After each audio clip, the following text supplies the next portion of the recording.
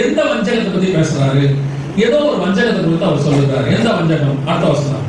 ஏனெனில் அநேகர் வந்து என் நாமத்தை தரித்துக் கொண்டு நானே கிறிஸ்து என்று சொல்லி அநேகரை வஞ்சிப்பார்கள். முதலாவதாக வஞ்சனை எது அப்படின்னு சொல்லி பாத்தீங்கன்னு சொன்னா, அநேகரை நாமத்தை தரித்துக் கொண்டு நானே கிறிஸ்து என்று சொல்லி அநேகரை வஞ்சிப்பார்கள். முதலாவது வஞ்சனை. இது எதை பத்தி சொல்லப்பட்டிருக்கிறது, எந்த காரியத்தை குறித்து சொல்லப்பட்டிருக்கிறது அப்படின்னு சொல்லி பாத்தீங்கன்னா, மிக முக்கியமாக வஞ்சித்தல் அப்படிங்கிறது வந்து உபதேச கோளாறு அல்லது உபதேசத்துல வர்றது, இப்படிப்பட்ட காரியங்கள் எல்லாமே இருக்கிறது. அதோட ஒரு குறிப்பாக என் நாமத்தை தரித்துக் கொண்டு நானே கிறிஸ்து என்று, என் நாமத்தை தரித்துக் கொண்டு நானே கிறிஸ்து அப்படி ஒரு குரூப் வரும் அப்படின்னு அவர் சொல்றாரு. அப்படி ஒரு குரூப் வருமா, அப்படி வந்துட்டாங்களா அப்படின்னு சொல்லி பாத்தீங்கன்னு சொன்னா, முதலாவதாக நானே கிறிஸ்து என்று வந்தவங்கல்ல இவங்க எல்லாம் கொஞ்சம் பேர். இவங்க எல்லாம் நான் தான் இயேசு கிறிஸ்துன்னு சொல்லி வந்தவங்க. உலகத்துல இது வரைக்கும் நான் தான் இயேசுன்னு சொல்லி ஒரு 18 பேர் கிட்ட இப்போ உயிரோடு இருக்கிறாங்க.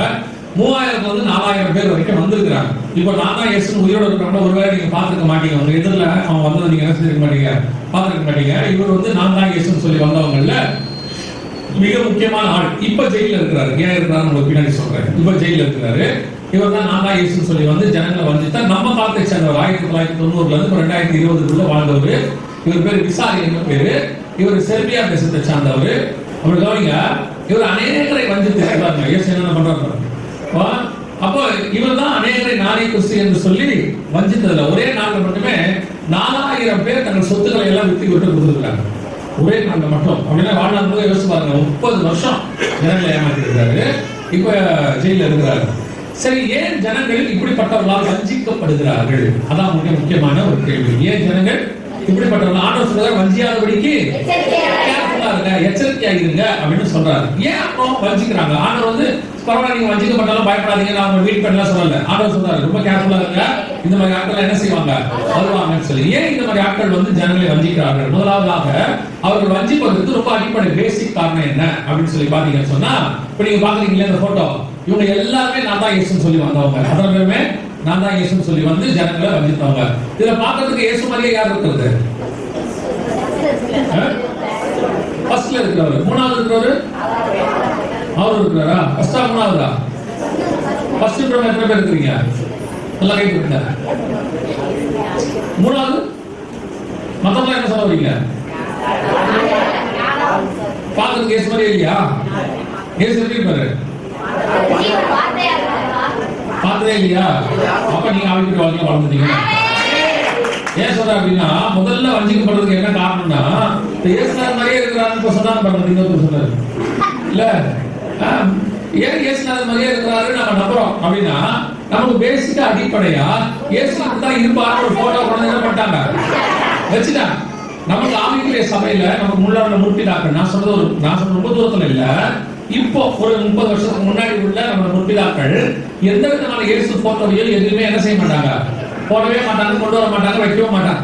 யார் கேட்டாலுமே நமக்கு ரட்சிக்கப்பட்ட உடனே, ரோமன் கத்தோலிக்க சபையிலிருந்தோ அது மற்ற சபையிலிருந்தோ ரட்சிக்கப்பட்டு வந்த உடனே நம்ம சொல்லக்கூடியதான மூல உபதேசம், அடிப்படை உபதேசம் என்னன்னா, உங்க வீட்டுல இருக்கிறதான இயேசுநாதர் சிலையோ போட்டோவையோ நீங்க என்ன செஞ்சிருங்க, வெளியே போட்டுருங்க அப்படின்னு நம்ம சொல்றோம். என்ன காரணம் அப்படின்னு சொல்லி பாத்தீங்கன்னு சொன்னா, இதுவரைக்கும் இயேசு கிறிஸ்துவின் முகத்தை எந்த படத்திலும் வரைந்ததும் இல்லை, அதை ஆண்டவர் அனுமதி கொடுக்கவும் இல்லை.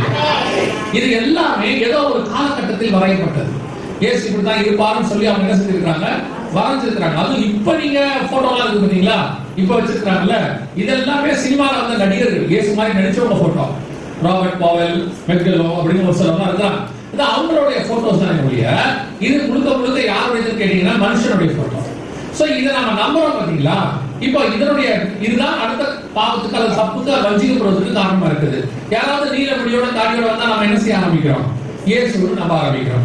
அவங்க வந்துட்டு இப்ப இவருக்கு பாருங்க, நீங்க பாத்தீங்க இல்லையா அந்த மனுஷன், இவர் வந்து செர்பியா தேசத்துல ஒரு டிராபிக் கான்ஸ்டபிளாக இருந்தவர். டிராபிக் கான்ஸ்டபிளாக இருந்து வேலை போயிருச்சு. வேலை போனோம்னா அவர் என்ன பண்ணிட்டாரு, ஒரு 6 மாசம் அவருக்கு முடி வெட்டுறதுக்கும் ஷேவ் பண்றதுக்கு எதுவுமே என்ன இல்ல, காசு இல்ல. அதனால திடீர்னு ஒரு நாள் ஏற்றி சொல்லிட்டாரு, நான் தான் இயேசுன்னு சொல்லிட்டாரு. யாரும் சொல்லி பாக்க பாக்குறது எப்படி இருக்கிற, இயேசு மாதிரியே இருக்கிற அப்படின்னு சொல்லிட்டாங்க போல. அதனால இவர் என்ன பண்ணிட்டாரு, தன்னை இயேசுன்னு சொல்ல ஆரம்பிச்சிட்டாரு. அப்படி சொல்ல ஆரம்பிச்சதுல இருந்து ஜனங்க எல்லாம் நம்ப ஆரம்பிச்சாங்க, பாக்குறது எப்படி இருக்கிறாரு, இயேசு மாதிரியே இருக்கிறாரு அப்படின்னு அவங்க நினைச்சுக்கிறாங்க. இதுதான் முதலாவதாக நாம் வஞ்சிக்கப்படுவதற்கு பேசிக், ரொம்ப பேசிக் காரணம்.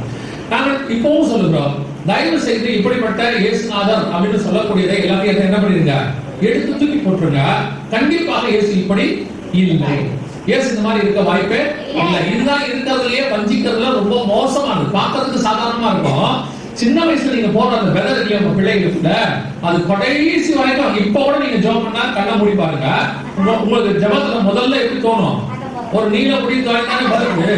ஆவிக்குரிய வாழ்க்கையில வளர்ந்து நீங்க ஆண்டுக்குள்ள வரும்போது அவர் ஒளியாகவோ அல்லது வெளிச்சமாகவோ எப்படி இருக்கிறார்? அதான் உண்மை. ஆனா அப்படிதான் இருக்கு. ஏன்னா அவரை ஒருவரும் ஒரு காலம் என்ன செஞ்சது இல்ல. பரலோகத்துல பார்த்த தேவனுக்கும் இவங்க வச்சிருக்கிற இந்த இயேசுநாதர் போட்டோவுக்கும் எந்த விதமான சம்பந்தமும் கிடையாது. ஒரு அடிப்படை பேசிக்கா நான் சொல்றேன். இப்போ பரலோகத்துல இயேசுடைய முடி என்ன காலம்ல இருக்கு தெரியுமா? 4ஆம் அதிகாரத்துல இருக்குது. நீங்க போய் அப்புறம் வாசிச்சு பாருங்க. 1ஆம் அதிகாரத்துல இருக்கு, போய் வாசிச்சு பாருங்க. அவருடைய முடி பஞ்சை போல இருக்குது. முடி எப்படி இருந்துச்சு இயேசுநாதருக்கு? இப்ப எப்படி இருக்கு இயேசுநாதர் முடி உங்களுக்கு? அப்ப அப்படியே இயேசுநாதர் போட்டோ பழைய போட்டோ எங்கேஜ்ல எடுத்தது. இப்ப நீங்க போய் திடீர்னு ஆதார்ல போட்டோ கேட்டா நீங்க ஸ்கூல்ல +2ல எடுத்த போட்டோ கொடுத்தா ஒத்துப்பாங்களா?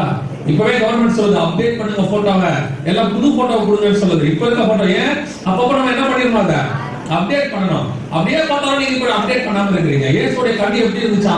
அக்கினி ஜுவாலையை போல இருந்தது அப்படின்னு இருக்கிறது. அவருடைய வஸ்திரத்தை பத்தி சொல்லப்பட்டிருக்கு, காதுகளை பத்தி சொல்லப்பட்டிருக்கு. இதுல எதுவுமே இருக்கு ஒத்து வர. சரி, உலக பிரகாரமா இயேசு இருக்கும்போது இப்படி இருந்தாரா? ஒருவேளை அப்பா இருக்கும்போது இப்படி இருந்தாரா அப்படின்னு பாத்தீங்கன்னா உன்னத பாட்டு சொல்றது அவர் முற்றிலும் அழகுறார். 1000 பேர்களிலே சிறந்தவர். இப்படியா இருக்குது? அவர் எதுக்கு இந்த மாதிரி போட்டோ வீடியோ வச்சுக்கிட்டு கடைசி காலத்துல குடும்பமானால் தெரிந்து கொள்ளப்பட்டவர்களையும் வஞ்சிக்கிற காலம் வரும் மாதிரி சில ஊழியர்கள் என்ன செய்யறாங்க? இயேசுநாதர் ஜனங்க தெரிஞ்சுக்கணும், இயேசுவை பார்க்கணும், அதை நம்பணுன்றதுக்காக அவங்க புக்ல வீடியோல இயேசுவை காட்டாங்க. அதாவது புதிய ஏற்பாட்டு உபதேசமே என்னன்னு கேட்டீங்கன்னா கண்டு விசுவாசிக்கிறவனிலும் அப்ப நாம பார்க்கணும்னா விசுவாசிக்கிறோம். தெரியாது இயேசு எங்க இருக்கிறார்? இப்ப இயேசு எங்க இருக்கிறார்? பரலோகத்துல இருக்கிறார். அப்படிதான் சொல்றீங்க. நம்ம கூட இருக்கிறார். சரி, பரலோகமே எங்க இருக்குது? தலைக்கு மேல இருக்குது. அவ்வளவுதான். எங்க இருக்குது தெரியாது. யாரும் போயிட்டு வந்தீங்களா? போயிட்டு வந்தோம் கொஞ்சம் பேர் இருக்கிறாங்க, அவங்க விட்டுருவோம். நம்ம அவங்களுக்கு சம்பந்தம் இல்லை. நம்ம அவங்க கூட போக வேணாம், அவங்க தனியாவே போயிட்டு வச்சோம். சரி, அவங்க வந்து நம்ம போயிருக்கிறோமா? இல்ல. இயேசுநாதர் இப்ப இருக்கிற பார்த்துருக்கிறோமா? இல்ல. இது எதுவுமே நமக்கு தெரியாது. ஆனா நான் விசுவாசிக்கிறேன், என் தேவன் ஒரு நாள் என்னை மீட்கும்படி எனக்கு பேர் விசுவாசி. பார்த்துட்டா என் பேர் விசுவாசி இல்ல.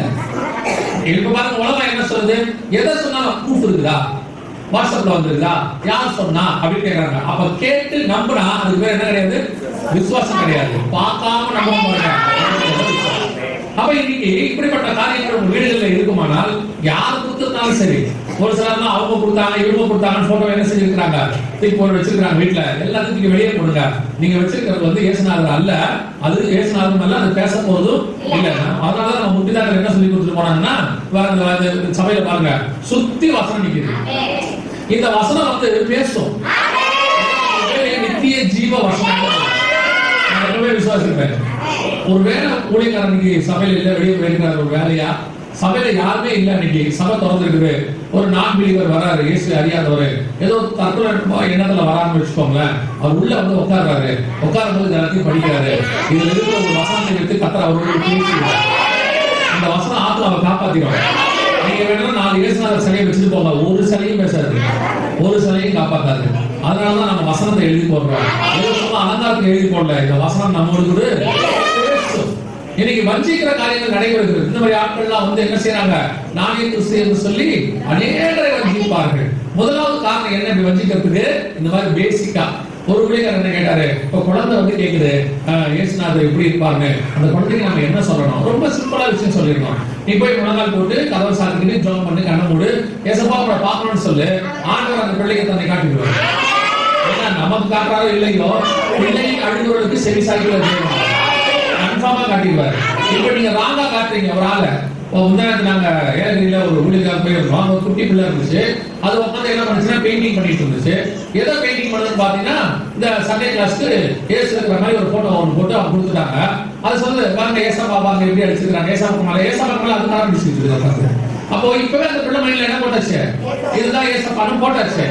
இது அப்படியே வேற ஊன்றி வளர்ந்து வளர்ந்து ஒரு நாள் வந்து இந்த போட்டோவோ இந்த காரியங்களோ அதை வைக்கும் போது தப்பு இல்லைன்னு மனசு தோணுது. ஆண்டவர் சொல்றாரு சித்திரத்தை வைக்க கூடாதுங்கிறாரு. போட்டோ ஆண்டவர் எசேக்கியேல் புத்தகத்தை எழுதும் போது 8ஆம் அதிகாரத்துல 10, 11, 12 வசனங்களை சொல்லும் பொழுது சபைக்குள்ள என்ன சொல்லக்கூடாது, சித்திரங்களை வைக்கக்கூடாதுன்னு சொல்லியிருக்கிறார். இன்னைக்கு சித்திரங்கள் சபைக்குள்ள வந்து வீடுகளுக்குள்ள வந்து எல்லா இடத்துலயும் வந்துருச்சு. முதலாவதாக இப்படிப்பட்ட காரியங்கள் நடக்கும்போது நீங்கள் வஞ்சிக்கப்படுகிறீர்கள். அதனால முதல்ல இந்த மாதிரி போட்டோ கிட்ட என்ன பண்ணிருங்க, தூக்கி வெளியே போட்டுருங்க. ஒரு தப்பு கிடையாது. சில ஐயோ இப்படிங்க இயேசு போட்டோ தூக்கி வெளியே போடுறது முடியும்னா சொல்லுங்க, நாங்க போடுறோம், ஒன்றும் பிரச்சனை இல்லை. நீங்க கூப்பிட்டு பாஸ்டர் கூப்பிட்டு நாங்களே தூக்கி போட்டுறோம். நாங்க கர்த்தர் விக்கிரகங்களாலே ரட்சிக்கிற தேவன் அல்ல, கர்த்தர் தம்முடைய நாமத்தை கொண்டு ரட்சிக்கிற வீட்டுக்கு தடை வருவதற்கு இந்த மாதிரி போட்டோக்கள்லாம் காரணமா இருக்கும். சிலர் மாசம் புக்கு போடுறாங்க, அந்த புக்ல கூட இயேசுநாதர் போட்டோ போடுறாங்க. ஏன்னா சுவிசேஷத்துக்காக இப்படி சொல்லிட்டோம்னா அவங்க இயேசுநாதரை பார்க்கறதுக்கு வசதியா இருக்கும். நீங்க இயேசுநாதர் எப்படி இருப்பாருன்னு பார்த்து அவங்களுக்கு சொல்லி கொடுக்காதீங்க. நீங்க ராங் பர்சனா காட்டிட்டு இருக்கீங்க. இப்போ உங்க அப்பாவை வந்து கேட்ட உடனே பக்கத்துல இருக்கிற போட்டோ காட்ட ஒத்துப்பீங்களா? இவர் தாண்டா நம்ம அப்பா என்ன சொல்லுவாரு இல்லையா? ஏன் எங்க வீட்டுக்கார போட்டோ இல்ல, ஆனா பையன் அப்பா கேட்கறான், என்ன பண்றது அப்படின்னு உடனே எம்ஜிஆர் போட்டோ எடுத்து காட்டினா ஓகேவா இவர் தான் நம்ம அப்பான்னு. அப்புறம் கணவர் கேட்கும் போது என்ன இப்படி பண்ணிட்டேன்னா, அவன் போட்டோ கேட்கறான், பாக்கணும்ங்கிறா, உங்க போட்டோவும் இல்ல, நான் என்ன பண்றது, கையில கிடைச்சது எம்ஜிஆர் போட்டோ தான், இவர் தான் நம்ம அப்பான்னு சொல்லிட்டா ஓகேவா? இப்ப அதுதான் நீங்க செஞ்சுட்டு இருக்கீங்க. இயேசுநாதர் கேட்கறாங்க, பார்க்க முடியாது, என்ன செய்யறது, இருக்கிற போட்டோவை காட்டுவாங்க. அவர் ராபர்ட் பாவல் வேற ஒருத்தர், அவர் எப்படி இயேசுநாதரா மாறுவாரு? இதைத்தான் செஞ்சுட்டு இருக்கோம். இதுதான் வஞ்சித்தல். அதுவும் கூடுமானால் ஊழியக்காரனை வச்சே வஞ்சிப்பாங்க. இந்த கடைசி கால ஒரு காலத்துல ஊழியக்காரங்க இதெல்லாம் ரொம்ப கேர்ஃபுல்லாக இருந்தாங்க, ரொம்ப கேர்ஃபுல்லாக. சபைக்குள்ள வீட்டுக்குள்ள வரக்கூடாதுன்னு சொல்லி உங்களுக்கு சொல்றேன், வீட்டுக்கு போங்க, இன்னைக்கு மத்தியானம் போங்க, என்னென்ன இயேசுநாதர் போட்டோ யார் புக்ல இருக்குதோ, யார் மாசம் இருக்கிற புக்கா இருக்கோ தூக்கி அறுத்து குப்பையில போடுங்க. ஒரு சாபமும் வராது. சொல்ல அதற்கு மாறாக வீட்டுக்குள்ள ஆசீர்வாதம். ஏன்னா இதெல்லாம் வெளியே போச்சு. ஏன்னா தேவன் உள்ளாவது சொல்லாது, நான் உள்ளாவது பாலையும் பரிசுத்தம் உள்ளதா இருக்க வேண்டும், தீட்டானது ஒன்றும் உள்ளுக்குள்ள இருக்கக்கூடாது. அதனால போயிட்டு தூக்கி போடுங்க, ஒரு சாபம் வராது. ரெண்டாவது, ஏன் இந்த மாதிரி இயேசுநாதர் அப்படி வராம அவர் பேரை வச்சுட்டு வரவங்க ஏன் ஜனங்க நம்புறாங்க அப்படின்னா, ரெண்டாவது விஷயம் என்னன்னா வசன அறிவு இல்லாததுனால. என்ன இல்ல, வசன அறிவு இல்லாததுனால. வசனத்துல என்ன சொல்லப்பட்டிருக்கு, அவர் ஒரே தடவை மாம்சத்தில் வெளிப்பட்டார், அவர் நமக்காக மரித்தார், அவர் மீண்டும் ஆவியிலே வரப்போகிறார். இனி மாம்சத்தில் இயேசு பூமிக்குள்ள என்ன செய்ய மாட்டாரு, வரவே மாட்டார். எப்படி வர மாட்டார்? ஒரு தடவை தச்சனை மகனாக வந்தார், மரியாதை மைந்தனாக வந்தார், உண்மைதான், மரித்தார், உயிரோடு கூட எழுந்தார். இனி அவர் மாம்சத்தில் வெளிப்பட போகிறதே இல்லை. அப்படி இருக்கும்போது இப்போ இந்த டிராபிக் கான்ஸ்டபிள் வந்திருக்கிறாங்க பாருங்க, இதை விட கொடுமை. இது ஒரு அம்மா டிவி நடிகை, இது தன்னை இயேசுநாதர் சொல்லி இது ஒரு பைபிள் எழுதி இது இப்ப எல்லாரும் எனக்கு ஒரு பெரிய கொடுமை என்னன்னா, பாஸ்டர் சாட்சி சொன்னாங்க பாருங்க, 2014 வரும்போது இப்ப என்ன ஆயிடுச்சு, இந்த இடம் முழுவதும் நம்ம ஓலையில் இருந்துச்சு. இப்போ கர்த்தருடைய கிருபையினால இப்போ கட்டியிருக்கோம். இது கட்டுறதுக்கு எத்தனை வருஷம் ஆயிருக்கு? 10 வருஷம். இன்னும் சர்ச்சை நாமல பெருசா அவளை இன்னும் சர்ச்சை நம்ம கட்ட வேண்டிய இருக்குன்னு பாருங்க. 10 வருஷம் ஆகி போச்சு. இந்த அம்மா பக்கத்துல கீழே சர்ச்சை இருக்குது பாருங்க, அது எத்தனையோ கோடி. நான் தான் ஏசு சொல்லி 4 வருஷத்துல கட்டி முடிச்சிருச்சு. அவங்க என்னமோ இப்படி போய் சொல்றவங்க தான் கொண்டு போய் கொடுக்குறேன். நல்லா ஊழியம் முதல் நாங்க பேசிட்டு இருந்தோம். ஒரு ஆளு ஒரு உபதேசத்துல தப்பா இருக்கிற ஒரு எவாஞ்சலிஸ்ட் வச்சுக்கோங்களேன், அவருக்கு கொண்டு போய் 10 ஏக்கர் லேண்ட் கொடுத்துருக்காரு. அப்ப இன்னொரு ஊழியக்காரன் என்ன சொல்றாரு, என்ன கொடுமை, நம்ம இங்க வாழ்க்கை காட்ட முடியாம கஷ்டப்பட்டு அந்த ஆளுக்கு ஏற்கனவே நிறைய இருக்கு, ஊழியரும் தப்பா இருக்கு, எல்லாம் சொல்றாங்க. 10 ஏக்கர் கொண்டு போய் கொடுக்குறாங்க. ஆண்டவர் பாக்குறாரு போல, நம்ம ஆண்டவர் நல்ல குணம் இருக்கு. நம்ம ஆண்டவர் என்ன குணம் கேட்டீங்கன்னா, இந்த பசியா பட்னியா போட்டு சாவடிக்கவே மாட்டாரு, எப்படி சாப்பாடு கொடுத்துருவாரு. ஆனா நல்லா போட்டு சாவடிப்பாரு, நிறைய காடையை கொடுத்து மூக்கு வாயிலாம் வர வச்சு ஒரே அடிதான். நான் நினைக்கிறேன் இவங்களுக்கு அந்த மாதிரி காடை மாதிரி கொடுத்துட்டு இருக்காரு போல. இப்படி சில ஆட்கள்லாம் இப்படி நல்ல உபதேசக்காரங்களுக்கு தான் ஜனம் கொண்டு என்ன செய்யறாங்க, கொடுக்குறாங்க. நல்ல உபதேசக்காரங்களுக்கு கொடுக்குறாங்க. ஆனா கம்பேர் பண்ணா கள்ள உபதேசக்காரங்க இவ்வளவும் ஜனங்க கொடுத்தா நம்ம கட்டி இருக்கிறோம் இல்லையா, அதுவும் கொடுக்குறாங்க ஜனங்க. ஆனா கள்ள உபதேசக்காரங்க கொடுக்குறோம், எப்படி கொடுக்குறான்? அப்படித்தான் கொடுக்குறான். ஆண்டவரே சொல்லிட்டாரு போல, போய் போடுறா காடையை மூக்கு வாயிலே கொடுறான். அது நிறைய வர வர அவங்களுக்கு கண்ணு ஒண்ணு தெரிய மாட்டேங்குது, கண்ணு ஒண்ணு தெரியாம பாவம் செய்ய தொடங்கிடுறாங்க. இங்க நமக்கு ஆண்டவர் கரெக்டா அளந்து கொடுக்குறாரு, அது எதுவும் கொடுக்குறாரு. ஆண்டவர் அப்படிதான் சொல்றாரு. என்ன சொல்றாருன்னா, அன்றன்றுள்ள அப்பத்தை எங்களுக்கு மண்ணாவே இருந்தா வரும், டெய்லி தேவையான மண்ணை தான் வரும், எக்ஸ்ட்ரா வராது. எக்ஸ்ட்ரா வச்சா நானும் குடிக்க தொடங்கிறோம். அதனால ஆண்டவர் சொன்னாரு, நான் அதிகமாகி தூஷித்து உங்களுடைய நாமத்தை அதிகமாகி திருடி உங்களுடைய நாமத்தை மீண்டும் தூஷிக்காதபடிக்கு, நான் தரித்திரராக இருந்து திருடி உங்களுடைய நாமத்தை ஆகாதபடிக்கு எனக்கு அண்ணன் கொடுத்தாரு. அப்ப அதுதான் நமக்கு வந்து நீங்க நினைக்கிறீங்கல்ல, பக்கத்துல வாழ்ந்துட்டாரு அப்படின்னா அவருக்கு வந்து ஏதோ ப்ராப்ளம் இருக்குன்னு அர்த்தம். எது ஒண்ணுமே கிடுகிடுன்னு என்ன செய்யக்கூடாது, வளரக்கூடாது. நீங்க நைட் வச்சு போய் மரம் காலையில தென்னமரம் 40 அடியா ஒத்துப்பீங்களா? பிசாசு பிடிச்சி செஞ்சுருவீங்க. இதே இந்த தென்னமரம் 40 அடி 4 நாள்ல வளர்ந்துருச்சு அப்படின்னு ஆபத்துன்னு அர்த்தம். தென்னமரம் வளர வேண்டிய அளவுக்கு தான் என்ன செய்யணும், அது டயத்துல தான் வளரணும். இதுதான் சரி. 10 வருஷம் ஆயிட்டு கர்த்தர் இன்னைக்கு நம்மள அழகா உட்கார தாமதிச்சா அடுத்த 10 வருஷத்துக்குள்ள இன்னும் நம்ம எடுத்த உடனே 3 வருஷத்துல வீட கட்டணும், கார கட்டணும், அதை கட்டணும், இதை கட்டணும், அப்புறம் வாயை கட்டி ஹாஸ்பிட்டல் போய் படுத்துறது, வேலை முடிஞ்சு. எதுக்கு அதெல்லாம் நமக்கு? இன்னைக்கு நிறைய கூட்டம் அப்படிதான் இருக்கு. இந்த மாதிரி பாருங்க, டிவி நடிகை சான்ஸ் போயிருச்சு, என்ன பண்றதுன்னு தெரியல. ஒரு நாள் நானா ஏசு இருந்துச்சு, அதுக்கு முடிவெட வேண்டிய அவசியம் இல்லை, ஏற்கனவே இருந்துச்சு. அதனால நானா ஏசு மியூசிக் தாட்டி தான் காணும் பாருங்க. அப்போ இப்போ அதெல்லாம் நம்புறான். எத்தனை பேர் இருக்கீங்க? ஒரு ஆள் சர்ச்சை நடத்துறாரு அமெரிக்கால, நான் தான் அவர் இது சொல்றாரு, ஓரின சேர்க்கைக்காரங்களாம் தப்பு கிடையாது, ஆனாலும் கல்யாணம் பண்ணிக்கலாம், பெண்ணு பெண்ணு கல்யாணம் பண்ணிக்கலாம், கத்தரையே அவரை நேசிக்கிறாருன்னு சொல்றாரு. 80,000 பேர் வர சர்ச்சைக்கு. எவ்வளவு பேர் வரும்? 80,000 பேர். சத்தியத்தை சத்தியமா பேசி பாருங்க, 80 பேர் வர மாட்டான். கேள்வி கேட்பான், ஏன், எதுக்கு, என்ன அப்படின்னு சொல்லி. அப்போ ஜனங்களுக்கு வசன அறிவு என்ன கிடையாது இன்னைக்கு இல்ல. வசனத்தை நல்லா படிக்கணும். இன்னைக்கு அநேகரை வஞ்சிக்கிற இன்னொரு விஷயம் என்ன தெரியுமா? ஆண்டவர் இந்த இடத்துல வஞ்சியாதபடிக்கு அப்படின்றாரு. அது வஞ்சிக்கப்படுறதுக்கு 3வது காரணம் என்ன தெரியுமா? இந்த உபதேசம் போல. வாசிங்க 2 Corinthians 11:3 வாசிங்க. வஞ்சித்தது போல உங்கள் மனதும் கிறிஸ்துவை பற்றிய உண்மையை நின்று விலகும்படி எடுக்கப்படுமோ என்று பயந்திருக்கிறேன். அப்படின்னா எப்படி சர்வம் உபதேசத்துல பழத்தை சாப்பிடலாம்னு சொல்லி வஞ்சிச்சுட்டோ, அதே மாதிரி உபதேசத்தினால சபை என்ன செய்யப்படுமா? வஞ்சிக்கப்படும். இன்னைக்கு ஏன் இந்த மாதிரி வஞ்சகர்கள் வருதுனாங்க? இப்ப பாருங்க, இந்த அம்மா பைபிள் எழுதிருக்குது, இந்த அம்மா சொல்ற நம்புறாங்க ஜனங்க. இதுதான் உபதேசத்தை ஏற்றுக்கொள்ளுதல். இன்னைக்கு சபை என்ன சொல்றாங்கன்னு பார்க்கணும். அவங்க எது சொல்ல, யார் பைபிளை தூக்கிட்டு வந்து யார் எது சொன்னாலும் சரி கிடையாது இன்னைக்கு. அதுவும் இந்த காலத்துல உபதேசம் ரொம்ப தாழ்வாக போயிட்டே இருக்குது. பார்க்கறதுக்கு நல்ல உபதேசம் மாதிரியே இருக்கும். அது நல்லா கவனிங்க. இப்ப நான் சொல்ற உபதேசம் சரியா தப்பான்னு மட்டும் நீங்க கண்டுபிடிச்சிருக்க பார்க்கணும். அதாவது இயேசு கிறிஸ்துவின் ரத்தம் சகல பாவங்களையும் மன்னிக்கும்.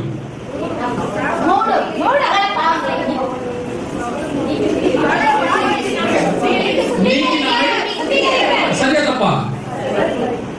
இது வசனம் சரியா தப்பா? சரிதானே? இயேசு கிறிஸ்துவின் ரத்தம் நாம் செய்கிற பாவங்களை, செய்ய போற பாவங்களை எல்லாம் மன்னிக்கும். சரியா தப்பா?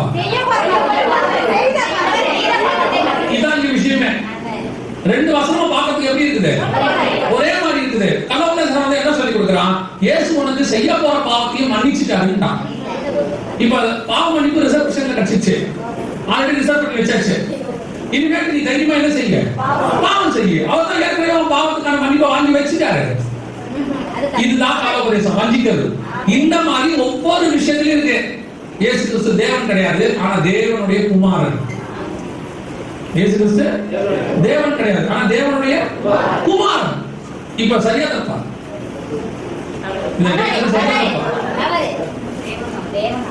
இயேசு கிறிஸ்து தேவனா இல்லையா? தேவகுமாரனா இல்லையா? உங்களுக்கு கன்ஃபியூஸ் ஆயிடுச்சுல? இவ்வளவுதான் விஷயமே. இன்னைக்கு இப்படிதான் சொல்றான். கலோபதேசக்காரன் வந்து என்ன சொல்றான்? அவர் தேவனுடைய குமாரன்றதை நாங்க ஒத்துக்கிறோம். தேவன் மட்டும்தான் தேவன், தேவனுடைய குமாரன் தேவன் கிடையாது. இன்னைக்கு என்ன சொல்லுது வசனம்? இன்னைக்கு உலகத்தின் உபதேசம் என்ன சொல்லுது? இயேசு தேவனுடைய குமாரன், ஆனா தேவன் கிடையாது. எப்படி வஞ்சிக்கணும் பாருங்க பிசாசு. கர்த்தராக இயேசு கிறிஸ்துவை நம்பணும், தேவனுடைய குமாரன் நம்பணும். அவர்தான் பிதா, குமாரன், பரிசுத்த ஆவியான திருத்துவத்தை நீங்க நம்பணும். 3 பேரும் ஒரே சிங்காசனத்துல. இன்னைக்கு இந்த மாதிரி கள்ள உபதேசங்கள் அப்படியே கொஞ்சம் கொஞ்சமா உள்ள வருது. பிதா, குமாரன், பரிசுத்த ஆவி நாமத்தினால ஞானஸ்நானம் கொடுத்தா ஞானஸ்நானம் கிடையாது. கர்த்தராக இயேசு கிறிஸ்து நாமத்துல கொடுத்தாதான் ஞானஸ்நானம் ஒன்று சொல்றாங்க. ஏன்?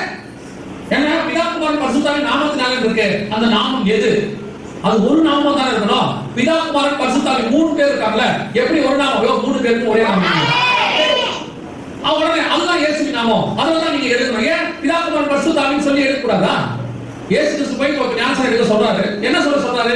நீங்க போய் பிதா, குமாரன், பரிசுத்த ஆவி நாமத்தினால சொல்றாரு.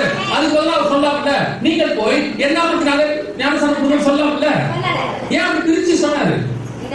அவரோட இவங்களுக்கு அறிவு ஜாஸ்தி. இன்னைக்கு இப்படிதான் கள்ளோபதேசம் உள்ள வருது சபைக்குள்ள. நான் அதுக்குதான் சொல்றேன். நான் என்னோட தம்பிகள் நிறைய, அதாவது ஊழியத்துக்கு வந்திருக்கிறவங்க நம்ம கூட அன்னைக்கு வந்து இன்னைக்கு ஊழியத்துக்கு வந்து அவங்க தம்பிகள் நிறைய பேர் சபை நடத்துறாங்க. அப்ப நான் அவங்களுக்குலாம் சொல்லுவேன், தயவு செய்து உங்கள் சபைக்குள்ள எந்த ஊழியக்காரனையும் ஏத்தாது. அன்லெஸ் கர்த்தர் உங்களை லீட் பண்ணி இவரை ஏத்துன்னு சொன்னா மட்டும் ஏத்து. ஏன்னா இன்னைக்கு எங்க இருந்து எப்படி வராங்கன்னு யாருக்குமே தெரியாது. பெங்களூர்ல இருந்து திடீர்னு ஒரு போன் வருது, நான் ஆப்பிரிக்கா இருந்து ஒருத்தர் வராருன்னு, ஊழியத்துக்கு அவர் வந்திருக்கிறாரு, எல்லாம் பயங்கரமா இருக்கிறாங்க. நான் சொன்னேன், ஜெபம் பண்ணுங்க. கள்ள உபதேசம் வந்தா சபைக்குள்ள வரக்கூடாதுன்னு ஜெபம் பண்ணுங்க. நல்ல உபதேசம் வந்தா வரக்கூடாதுன்னு ஜெபம் பண்ணுங்க. கடைசியில பாத்தீங்கன்னா எல்லாம் ரெடியாகி வந்து ஏர்போர்ட்டோட திருப்பி அனுப்பிச்சு விட்டாங்க. ஏன்? நீங்க அது ஆண்டவர் தடுத்துட்டார். அவ்வளவுதான். கர்த்தர் திறந்த வாசல ஒருத்தரும் மூட முடியாது. எந்த நாட்டுல யாரும் மூட முடியாது. இரும்பு கதவுகளை விட்டு வெண்கல அவரு அப்படி செய்யற ஆண்டவர். இன்னைக்கு என்ன நடக்குது? ஒரு கூட்டம் அப்படியே யார் கொரியால வராங்க, ஏத்து மேல, ஆப்பிரிக்கால வராங்க, ஏத்து மேல, அமெரிக்கால வராங்க, வெளிநாட்டுல இருந்து வர்றதுனால உடனே சபைகள் என்ன பண்ணிடுறாங்க. உங்களுக்கு சொல்றேன், அங்க பைபிள் ஸ்டடி நடக்குது, இங்க பைபிள் ஸ்டடி நடக்குது, அவர் கூப்பிடுறாரு, இவர் கூப்பிடுறாரு. வெளிநாட்டுல இருந்து ஒருத்தர் வந்து பேசுறாரா, எந்த நாட்டுல இருந்து பேசினாலும் பைபிள் தான் பேச போறாங்க. பைபிள் இருந்து வெளியில பேசினா அது நமக்கு தேவையும் இல்ல. பைபிள் இருந்து பேசணும்னா உங்க சபையிலே பேசுறாங்க. இதுவே போதுமானதாக இருக்கு. நீங்க எப்படி நீங்க வச்சிருக்கீங்களா? பையனை பார்த்து சொல்லிருக்கீங்களா? ஒரு வாரம் இந்த ஸ்கூலுக்கு போயிட்டப்பா, நீ வேணா ஒரு 2 நாளைக்கு இந்த ஸ்கூலுக்கு போயிட்டு வா, நல்லா இருக்குதாமா. அந்த ஸ்கூலுக்கு போயிட்டு வந்தோடனே இதை விட பெரிய ஸ்கூல் ஒரு 2 நாளைக்கு எங்க போய் போய் கேட்பாங்க, அவங்க சேர்ப்பாங்க. சேர்க்க மாட்டாங்க, நீங்களும் அனுப்ப மாட்டீங்க. நல்லதா கெட்டதா ஒரு ஸ்கூல்ல 12வது வரைக்கும் படிச்சுன்னு சொல்றீங்கல்ல, நல்லதா கெட்டதா இல்ல, வெறும் நல்லதுதான். நீங்க இருக்கிற சபையில ஆசிரியருக்கு வளர்ந்து விடுவாங்க. இன்னைக்கு கடைசி காலத்துல இந்த கொரோனாவுக்கு அப்புறம் நிறைய நல்லது நடந்திருக்கு, நிறைய தீமை நடந்திருக்கு. அதுல ஒரு தீமை என்னன்னு கேட்டீங்கன்னா, முந்திலாம் கள்ள உபதேசம் வரணும்னா சபைக்குள்ளதான் வரும்.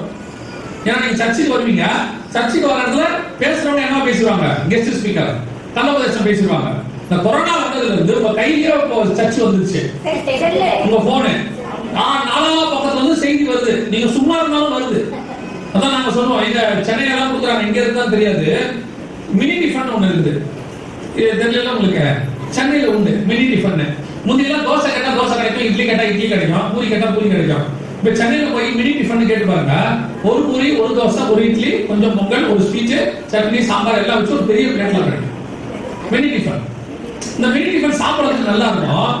பொதுவா மினி டிஃபன் உடம்புக்கு என்னது கெடுதி. ஏன்னா வைக்கிற பூரி கோதுமை மாவு, இட்லி அரிசி மாவு, கேசரி ரவா, இது 3 உள்ள வச்சுனா 3 மாவும் ஒரே நேரத்துல மிக்ஸ் ஆச்சுன்னா என்ன ஆகும் பாத்துட்டு அப்புறம் வீட்டுல போய் யோசிச்சு பாருங்க. அது இப்ப யோசிக்காதீங்க. அப்புறம் அவ்வளவு ஒரு மோசம். முந்தி நம்ம வீட்டுல இட்லி கொடுப்பாங்க, காலையில் தோசைனா தோசை கொடுப்பாங்க, பூரினா பூரி கொடுப்பாங்க. இப்ப நம்ம நல்லா கவனிக்கிறாங்க, என்ன செய்யறாங்க, எல்லாம் மொத்தமா போடும்போது மினி டிஃபன் ஆயிடுது. முந்தி சபையிலிருந்து ஒரே ஒரு சாப்பாடு வந்து கிடைச்சிட்டு இருந்துச்சு, உடம்பு அவங்க ஆத்மா நல்லா இருந்துச்சு. இப்ப போன் வந்ததுல இருந்து மினி டிஃபன் கிடைக்குது. இப்ப நீங்க என்ன பண்றீங்க, ஆராதனைக்கு ஒருத்தர் பிடிச்சி வச்சிருக்கீங்க நாகர்கோயில்ல, காலையில செய்திக்கு ஒருத்தர் பிடிச்சி வச்சிருக்கீங்க சென்னையில, செவிக்கெல்லாம் வாங்க மோகன்சியாரனை பிடிச்சி வச்சிருக்கீங்க, நைட்டு ஜாம் பண்றதுக்கு இன்னொரு ஆளை பிடிச்சி வச்சிருக்கீங்க. இப்ப நம்ம போன்லயே ஒரு 7-8 ஊழியக்காரங்க வச்சிருக்கீங்க, சப்ஸ்கிரைப் வேற பண்ணிருக்கீங்க, நோட்டிபிகேஷன் வேற வந்துருது. அவர் சொல்றது கேட்கறது, கோதுமையை திங்கிறது, அரிசியை திங்கிறது, அப்புறம் கேசரியை திங்கிறது, வடை உளுந்தையை திங்கிறது, மொத்தத்தையும் தின்னுட்டு இங்க வந்து சொல்றது. சில ஆட்கள் பாருங்க, வெளியே கண்டதை திரட்டு வீட்டுல வந்து மனைவிட்ட சொல்லுவான், நெஞ்சில என்னமோ ஊடுது, ஆட்டோ ஓடுற மாதிரி இருக்கு. அந்த அம்மா பாவமா பாப்போம், இது என்ன போய் என்னத்தை திண்டு வச்சுன்னு தெரியலையே, இங்க வந்து நெஞ்சில போடுறது. உடனே 2 மணிக்கு எதிர்த்து கொஞ்சம் குடிக்க சுடு தண்ணி தெரியா, சீரகம் தெரியா, மிளகு தெரியான்ட்டு அப்படியே நைட் ஃபுல்லா வாக்கிங் நடத்துறது வெளியே. அந்த ஊருக்காரன் பாக்குறாங்க, 2 மணிக்கு தான் நடக்கிறான், என்ன வாக்கு வந்தாலுக்குன்னு. அதே மாதிரிதான் நிறைய பேர் நிறைய உபதேசத்தை தின்னுட்டு வந்துட்டு இங்க வந்து கடவுடான்னு பாஸ்டர் அவரு அப்படி சொன்னாரு, இவரு இப்படி சொன்னாரு, அந்த சர்ச்சில் இப்படி ஆரம்பிக்கிறாங்க, இங்க ஒரு பாஸ்டர் டான்ஸ் ஆடுறாரு, அங்க பாஸ்டமாவும் ஆடுறாங்க, இங்கேயே பாஸ்டர் நின்றுகிட்டே பேசுறாரு, அந்த பாஸ்டர் முடிச்சுக்கிட்டே பேசுறாரு. இது மினி டிஃபன் கேஸ். இது வந்து உயிரை வாங்குது. நான் உங்களுக்கு சொல்றேன், உங்களுக்கு ஒரு சபையை கத்த கொடுத்திருக்கேன், உங்களுக்கு ஒரு ஊழிய கத்தை கொடுத்திருக்கேன், அந்த உபதேசம் உங்களுக்கு போதும். ஒரு ஊழியக்காரர் ஒரு உபதேசத்துல 14 வருஷம் வாழ்ந்துருக்கோம். அதற்கு பிறகுதான் முழு நேர பணிக்கு வந்தோம். அந்த இவ்வளவு மிக்சரா போட்டு எல்லாத்தையும் போட்டு கன்ஃபியூஸ் ஆகி போல இன்னைக்கு உபதேசத்துல எது தப்பு எது சரி. தூத்துக்குடியில 200 பேர் ஒரே கூட்டத்துல பாவத்துக்கு இருக்காங்க. எங்க இருந்து ஒருத்தர் வந்தான், 40 நாள் கிளாஸ் எடுக்க போறோம்னு சொல்லி ஆரம்பிச்சு உனக்கு நரகமே கிடையாது யாரோ போய் சொல்லி வச்சிருக்காங்க, நீ என்ன பண்ணாலும் கர்த்தர் கிருபை உள்ளவரு, பயப்படாத, ஆண்டவர் உனக்கு பரலோகம் தான் கொடுப்பாருன்னு. நரகம் இருக்குனாலே அவன் பாவம் செய்யறான். பைபிள்ல இருக்கு அக்னி கதவை இருக்க கடல்ல பங்கடைந்தார்கள் இருக்கு. நரகம் இருக்குன்றத உண்மையை சொன்னாலே அவன் பயப்படுறது இல்ல, அதெல்லாம் பார்த்து காண்றான். இல்லன்னா என்ன ஆகும், நல்ல காலத்துல நாயகம் நீங்க அப்படிதான் நடக்குது. ஒரு குரூப் உங்களுக்கு ஏத்த மாதிரி பிரசங்கம், நீங்களே என்ன விரும்புறீங்க? இந்த காதுக்கு இனிய பிரசங்கத்தை வந்து அப்படியே யாராவது சொன்னாங்க கேட்கறதுக்கு எப்படி இருக்குது? சந்தோஷமா இருக்குது. நீ வளரணும். தலையாகுது. தலையாகிறது எவ்வளவு கஷ்டம் தெரியுமா உங்களுக்கு? தலையாடுறது எவ்வளவு கஷ்டம் தெரியுமா? எதை அடிச்சாலும் முதல்ல எங்க அடிப்பாங்க? தலையில அடிப்பாங்க. நீங்க பாம்பு அடிங்க, பூரா அடிங்க, எதை அடிச்சாலும் முதல்ல எங்க அடிப்பாங்க? அப்படி நீங்க தலையாடுறீங்கன்னா அதுக்கு ஏத்த மாதிரி என்ன வாங்கிக்கணும்? ரெடி ஆயிட்டு தான் தலையாகணும். உங்களுக்கு உடனே தலை ஃபர்ஸ்ட் அந்த இன்னும் ஆசீர்வாதமா பேசினாரு. நீங்கள் இந்த வருடம் ஒரு காரை வாங்குவீர்கள். நீங்க கார் வாங்கக்கூடாது எங்களுக்கு கஷ்டமா இல்லை. எங்களுக்கு சொல்றதுக்கு என்ன, ஹெலிகாப்டர் கூட வாங்கிட்டீங்க, எங்க நிக்க வைப்பீங்க இல்லையா? எங்க வாங்கணும் எங்க நிக்க வைக்கணும்னு ஒண்ணு இருந்தது இல்ல. காரை கொடுக்கறதுக்கு முன்னாடி ஆண்டவர் நிக்க வைக்கிறதுக்கு ஒரு இடம் கொடுப்பாரு. காரை வாங்கறதுக்கு முன்னாடி பெட்ரோல் போடுறதுக்கு வழி செய்வாரு. பெட்ரோல் காரை வாங்கிட்டு சில ஆட்கள் பெட்ரோல் போயிட்டு ஓட்டவே மாட்டேங்கிறான். தொடச்சு பத்திரமா வச்சுக்கான். ஏன்னா வண்டி எடுக்கலையா, புதுசா இருக்க, ஐயோ பெட்ரோல் வேலை நினைச்சா வண்டியே வாங்க எடுக்கவே. அப்புறம் ஏன் எடுக்கிற? ஏன் வண்டி வாங்கினேன்? சில ஆட்கள் வண்டியை நிக்க வைக்க இடம் தெரியாம ரோட்ல நிக்க வச்சு வீட்டுல தூங்க மாட்டேங்கிறான். ரோட்ல நிக்குது வண்டி, என்ன பண்றதுன்னே தெரியல. அப்படி ஒரு வண்டி நமக்கு ஆசீர்வாதம் தேவையா? ஆண்டவர் உங்களுக்கு நேரம் வரும்போது இடத்தையும் கொடுப்பாரு, பெட்ரோல் போடுற வழியும் செய்வாரு, வண்டியும் கொடுப்பாரு. இல்லையா? ஏற்ற காலம் வரும்போது கத்தவங்களை உயர்த்து வைத்து மரத்தை அடங்கி சிலர் வருவான். அப்படிதான் சொல்லுவாங்க. என்ன சொல்லுவாங்க? நல்லா கவனிச்சு பாருங்க. பேங்க்ல உங்களுக்கு என்னைக்காவது சொல்லியிருக்கானா, நீங்கள் அடுத்த வருஷத்துக்குள் உங்க பணம் 3 மடங்காக மாறும்? பேங்க்ல சொல்றாங்களா? சொல்ல மாட்டாங்க. அவன் நியாயமான வட்டி கொடுக்குறாரு. ஏமாத்தவன் சொல்லுவான் பாருங்க, இந்த வருஷம் 75,000 போட்டா அடுத்த வருஷம் 1.5 லட்சம். நம்மளுக்கு மண்டையாளம் இவன் போட்டது இல்லாம 10 பேர் கூட்டு போய் போட்டுறாங்க. எல்லாம் போட்டோன்னே 30 லட்சம் வாங்கினா மொத்தமா காண போயிடும். அப்புறம் உள்ளது போச்சு. ஏன்னா ஆசை வார்த்தை. அதே தான் இன்னைக்கு உபதேசத்திலும் இருக்கு. அதை சொல்றாங்க, இதை சொல்றாங்க, அங்க போறோம், இங்க போறோம். தயவு செய்து சொல்றேன், ஆண்டவர் உங்களுக்கு நல்ல உபதேசம் கொடுக்கிற சபையில உட்கார வச்சிருக்காங்க. இருங்க, சொல்றதை கேளுங்க. எவ்வளவு சொல்றாங்க கேளுங்க. இப்ப நிறைய கத்துக்கிட்டு நீங்க என்ன இன்டெலெக்சுவல் ஆகி உலகம் முழுக்க போக முடியுங்களா? எப்ப நல்ல கத்துக்கொள்ளுங்க. ரொம்ப அறிவு வந்தாலும் ஆபத்து. நமக்கு என்ன தேவையோ அதான் ஆண்டு கொடுப்பாரு. ரொம்ப அறிவா இருக்கும் பாருங்க, பேசுறது ஒண்ணுமே புரியாது. அதுங்களா? ரொம்ப அறிவா இருக்கும், பேசுறது ஒண்ணுமே புரியாது. அவன் என்ன பேசுறான்னு ஆமா, ஆனா அவன் பேசியிருப்பான். அவங்க கேட்டா சொல்லுவான், நான் சொல்வது உங்களுக்கு இப்பொழுது புரியாது, 10 வருஷம் கழிச்சு புரியுமா? 10 வருஷத்துக்கு முன்னாடி யாரா இப்பயே வந்து சொன்னீங்க? 10 வருஷம் கழிச்சு வந்து சொல்லுங்க. சில ஆட்கள் மேடையில சொல்றாங்க, நான் சொல்றது உங்களுக்கு இப்ப தெரியாது, 25 வருஷம் ஆகணும் அப்ப தெரியுமா? நாங்க 20 வருஷம் கழிச்சு கேட்டுக்கோம். இப்ப என்ன வேணாலும் சொல்லுங்க. நிறைய அறிவு வந்து ஒரு ஆபத்து. உங்களுக்கு எனக்கு என்ன தேவையோ அதை சர்ப்பம் வஞ்சிக்கிற காரியங்களை என்ன செய்யலாம்? நடக்கும். முதலாவது ஆண்டவர் சொன்னாரு, ஒருவர் வஞ்சியாதபடிக்கு என்ன செய்யுங்க? எச்சரிக்கையாக இருங்க, கேர்ஃபுல்லா இருங்க. விசுவாசிகளுக்கு இன்னொன்னு சொல்றேன், தயவு செஞ்சு தப்பா எடுத்துக்காதீங்க. இந்த ஒவ்வொரு விசுவாசிக்கு ஒரு நல்ல குணம் இருக்குது. என்ன தெரியுமா? எவ்வளவுதான் சொன்னாலும் இந்த பக்க வழியை நுழைகிற ஊழியக்காரங்க 4 பேர் வீட்டுக்கு வந்து போவாங்க. அதுவும் ஜனவரி மாசம் ஆகி போச்சா, இந்த கேலண்டரையும் வாக்குறதையும் அக்கத்தையும் தூக்கிட்டு இந்த விசிட்டிங் பாஸ்டர்ஸ் கொஞ்சம் பேர் இருப்பாங்க. சோதரம் பிரைஸ்லாம் அல்லேலூயா, உங்களை சந்திக்கலாம் வந்து ஒரு வாக்கு தாக்கையும் கேலண்டரையும் தூக்கிட்டு வருவாங்க. அவங்க ஏன் அவங்க வீட்டுக்கு வராங்கன்னு உங்களுக்கு தெரிய மாட்டேங்குது. நாம ஏன் அவங்க வீட்டுக்கு வரணும் அவங்களுக்கு தெரிய மாட்டேங்குது. ஒரே ஒரு மொத்தம் தான் ஆதாயம், ஏதோ ஒரு ஆதாயம். உங்களுக்கு சபை உங்களுக்கு ஒரு கேலண்டர் கொடுக்குதோ, உங்களுக்கு ஒரு வாக்குத்தம் கொடுக்குறாங்களோ, அது உங்களோட முடிஞ்சு போச்சு. எதுக்கு உங்க வீட்டுக்கு வராங்க? வராங்க, வந்து ஒரு வாக்குத்தத்தத்தை சொல்லி, ஒரு தீர்க்க தரிசனத்தை சொல்லி, இந்த வருஷம் நீங்கள் எதிர்பார்க்கிற காரியத்தை ஆண்டவர் நிச்சயம் செய்வார். நீங்க மாமியார் சாகணும்னு நினைச்சிருக்கீங்க, அது நடக்குமா? சொல்லுங்க. அந்த தீர்க்க தரிசனம் நிறைவேறுமா? சாகணும்னு நினைக்கிறது ஒரு நல்ல விஷயமா? பாத்தீங்கன்னா அந்த வருஷத்துல மாமியார் ஸ்ட்ராங் ஆயிடுது. அடுத்து அந்த மாமியார் ஏறிச்சு உட்கார்ந்துக்கிறது. உங்களுக்கு தெரியும் ஏன் மாமியார் ஸ்ட்ராங் ஆச்சு? நீங்க ஜெயிச்சதுனால ஸ்ட்ராங் ஆச்சு. அதனால சொல்றேன், நிறைய பேர் வரவே அடிச்சு விட்டுட்டு போயிட்டே இருப்பான். கவலைப்படாதுங்க, இயேசு தாமே உங்க கண்ணு யாவையும் துடைப்பார். இது வரைக்கும் துடைக்காம இருந்திருக்காரு. அவர் துடைச்சதுனால இன்று முதல் உங்களை ஆசீர்வதிப்பார். நேற்று யார் ஆசீர்வதிச்சார்? நேற்றும் அவங்க ஆசீர்வதிச்சார், முன்னேற்றம் அவங்க ஆசீர்வதிச்சார், இன்று முதல் அவங்க ஆசீர்வதிச்சார், நாளையும் அவங்க. இதை வந்து உங்களுக்கு சொல்லி, அதாவது ஆண்டவர் வாக்குத்தத்தை கொடுக்கிறது வேற. இந்த வாக்குத்தத்தை கொடுக்கிறதுக்கே ஒரு குரூப் வருது. இவன் தான் ஒரு நாள் உங்களை வஞ்சிப்பான். ஏன்னா வீட்டுக்கு வந்து நல்லதா பேச கேட்க நல்லா இருக்குதா, அப்புறம் திடீர்னு ஒரு நாள் வந்து சொல்லுவாங்க, கொரியாவுக்கு ஒரு ஊழியக்காரர் வந்திருக்கிறாரு, அவர் நல்ல பைபிள் ஸ்டடி இருக்கிறாரு, நாங்க தான் போறோம், நீங்களும் வரீங்களா? உங்களுக்கு கொரியான உடனே அப்படியே 2 பொது முளைச்சிடும். ஏன்னா நம்ம தமிழ்நாட்டில் பேசுற உபதேசம் உங்களுக்கு இப்ப புடிச்சு போச்சு. உங்களுக்கு கொரியால இருந்து வருது. இப்ப புதுசா சொல்றேன், கொரியா உபதேசம் அப்படி ஒண்ணு வந்துட்டு இருக்குது. கொரியாக்காரனுக்கு தமிழ் தெரியாது, உங்களுக்கு கொரியா தெரியாது. நீங்க போய் என்ன பண்ணுவீங்க? யோசிச்சு பாருங்க. நான் என்ன சொல்றேன், நல்ல தமிழ் தெரிஞ்ச ஊழியக்காரங்க, இன்னும் சொல்ல போனா உண்மை நான் சொல்றது, இந்த ஏசியா மொத்தத்துக்குமே ஒரு ஆவிக்குரிய தலைமையிடமாக தமிழ்நாட்டை தான் கட்ட வச்சிருக்காங்க. இங்கிருந்தா ஊழியக்காரங்க எல்லா நாட்டுக்கும் போனாங்க. தமிழ்நாடு கர்த்தரால் ஆசீர்வதிக்கப்பட்ட ஒரு தேசம். நான் சொல்றது உண்மை. கிட்டத்தட்ட எவ்வளவு முயற்சி பண்றாங்க நம்ம தமிழ்நாட்டை பிடிச்சிடலாம்னு சொல்லிட்டு தலையால தண்ணி குடிக்கிறாங்க. அத்தனையும் வந்து பாவம் தமிழ் தெரியாததெல்லாம் தமிழ்ல பேசி பார்த்தாவது குடிக்கிறாங்க தமிழ்நாட்டுன்னு ட்ரை பண்ணி பார்த்தது இன்னி கூட கத்த விட்டு விடாம இருக்கிறாரு. எல்லா மாநிலமும் போயிடுச்சு, இந்த தமிழ்நாடு கேரளா மட்டும் தப்பிச்சிருச்சு.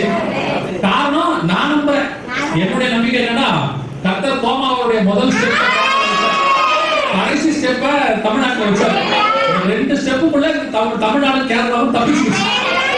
அதனால நீங்க இதை விட்டுட்டு கொரியால பேசுறாங்க, அங்க ஆப்பிரிக்கால பேசுறாங்க, ஆப்பிரிக்காக்காரன் ஆப்பிரிக்காவுக்கு பேசட்டும், கொரியாக்காரன் கொரியாவுக்கு பேசட்டும், இங்க தமிழ்நாட்டுக்காரர் கொடுத்துருக்காங்க பேசுவாங்க. இதை விட்டுட்டு அவரு சொன்னாரு இவரு சொன்னாரு. அன்னைக்கு ஒரு இஸ்ரேல்ல இருந்து ரபி வராங்க, உங்களுக்கு எவ்வளவு தெரியுமான்னு கேட்டேன். எனக்கு தெரியாது, டிரான்ஸ்லேட்லாம் பண்ணுவாங்க. ஓ, தமிழ்ல கொடுத்த பைபிளே நீங்க முடிக்கல, நான் எவ்வளவு மொழி படிக்க வேணாம்னு சொல்ற ஆள் இல்ல. இதை முடிச்சிடுங்க, முடிச்சுட்டு என்ன செய்யுங்க. நீங்க வீட்டுல பையன் என்ன சொல்றீங்க, நான் டிவி பார்க்க வரேன்றா, முதல்ல நீ என்ன பண்ணிடு, ஹோம்வொர்க் முடிச்சுட்டு என்ன செய்ய, டிவி பாரு. உன்னை யார் வேணாம்னு சொன்னாங்க, நான் விளையாட போறேன்றான். வேலையெல்லாம் முடிச்சுட்டு என்ன செய்ய, விளையாட போ. அவ்வளவுதான் சொல்றாங்க. சர்ச்சுக்கே வராங்க, வரும்போது மாமியார் என்ன சொல்றாங்க, சமைச்சு வச்சுட்டு சர்ச்சுக்கு போ. நீ வரலாம், நாங்க என்ன பண்ணிட்டு இருப்போம், சாப்பிட போறோம். அதே மாதிரிதான் கொடுத்தா பைபிளை முடிச்சிடுங்க ஃபர்ஸ்ட். தமிழே தகராறு. இந்த வாரமே இப்ப நான் வந்து 2 கொரிந்தியர்னு சொன்னா 10 நிமிஷம் தேர்ந்தாங்க எல்லாம் உட்கார்ந்து கொரிந்தியர்ங்கன்னு. அதுவும் கொரிந்தியரை கண்டுபிடிக்கிறதுக்குள்ள ஆகியமா 6 பேர் எடுத்துட்டாங்க. இந்த கொரிந்தியரை கண்டுபிடிக்கிறதே நமக்கு கஷ்டமா இருக்கு. இப்ப நம்ம எபிரேய மொழியை எங்க போய் கண்டுபிடிக்கிறது, செய்யறது தப்பா சரியா ஒண்ணும் தெரியாது. எபிரேய மொழியில ஒவ்வொரு வார்த்தைக்கும் 9 அர்த்தம் இருக்குது. ஆலஃபன்டானா ஆலஃப்க்கு 9 அர்த்தம் இருக்கு. அவன் எந்த அர்த்தத்தை சொல்லி கொடுக்குறான்னு உங்களுக்கு தெரியாது. அதுதான் சொல்றேன், உங்களுக்கு எபிரேய மொழியில தான் சொல்லி கொடுக்கணும்னு நினைச்சிருந்தா ஆண்டவர் சீகன் பாலுக்கு பதிலாக வேற ஒரு எபிரேயக்கார கூட்டம் வந்து உங்களுக்கு எபிரேய பைபிள் கையில் கொடுத்துருப்பாரு. ஆண்டவர் உங்களுக்கு தமிழ்ல இருக்கணும்னு சொன்னால்தான் தமிழ்ல பைபிள் கையில் கொடுத்துருப்பாரு. இன்னைக்கு இந்த மாதிரி உபதேச கோளாறுகள் சபைக்குள்ள தலைவிரிச்சாடுது. ஒரு பக்கம் உங்க வீடுகளுக்குள்ள வர்றாங்க, திருப்பி சொல்றேன், வீடுகளுக்குள்ள யாரையும் கேட்டாதீங்க. இல்லைங்க ரொம்ப நாளா வராது, இப்ப கெட்டு போயிட்டாருன்னா யாருக்கு தெரியும். அதுதான் ஆண்டவர் சபைன்னு உண்டாக்கி இருக்கிறாரு. ஒரு மெய்ப்பாடு ஆடுகளை மெய்ப்பன் கையில் ஒப்படைச்சு. அதனால அநேகர் உங்களை வந்து வஞ்சிப்பார்கள் இயேசு சொன்னார். இப்ப வந்திருக்கிறாங்க, நிறைய பேர் இருக்கிறாங்க, இன்னும் வருவாங்க.